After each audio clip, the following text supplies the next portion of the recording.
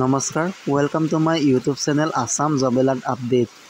আজি পুনৰ আপোনালোকৰ বাবে ভাল খবৰ লৈ আহিছোঁ। খাদ্য বিভাগৰ নতুন চাকৰি গ্ৰেড 3, গ্ৰেড 4 10 পাছ কৰিলেও আবেদন কৰিব পাৰিব, 12 পাছ কৰিলেও আবেদন কৰিব পাৰিব। আমাৰ সকলোৰে বাবে চাকৰি। যদি আপোনালোকে ইণ্টাৰেষ্টেড হয়, এলিজিবল হয়, আবেদন কৰিব পাৰিব।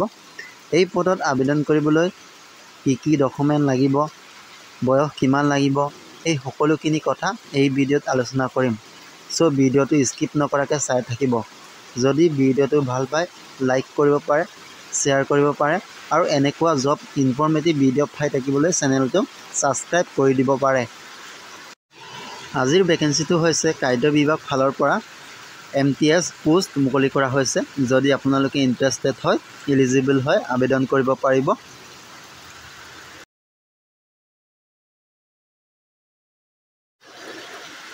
ফুড ডিপাৰ্টমেণ্ট ৰিক্ৰুইটমেণ্ট 2025 ভেকেঞ্চি খাদ্য বিভাগ ভৰ্তি 2025 organisation food department post name multitasking staff MTS apply mode walk in who can apply all India male female সকলোৱে এপ্লাই কৰিব পাৰিব।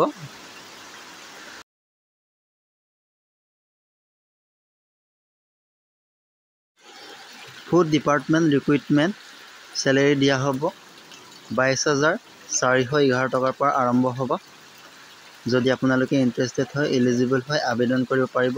এজ লিমিট দিয়া আছে, মিনিমাম 18 বছৰৰ পৰা আবেদন কৰিব পাৰিব, মেক্সিমাম এজ পাৰ ৰুলছ হ'ব।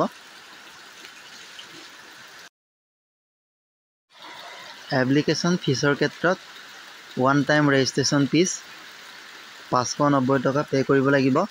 Payment mode online by credit card or debit card, net banking, other mode থাকিব।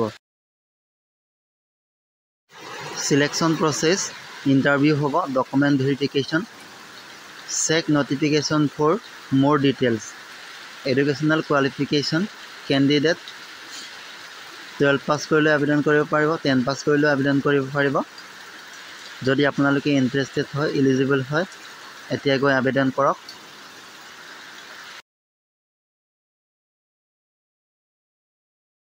এই পোষ্টত আবেদন কৰিবলৈ পাছপোৰ্ট চাইজ ফটোগ্ৰাফ, ছিগনেচাৰ, আধাৰ কাৰ্ড, এডুকেশ্যন চাৰ্টিফিকেট লাগিব।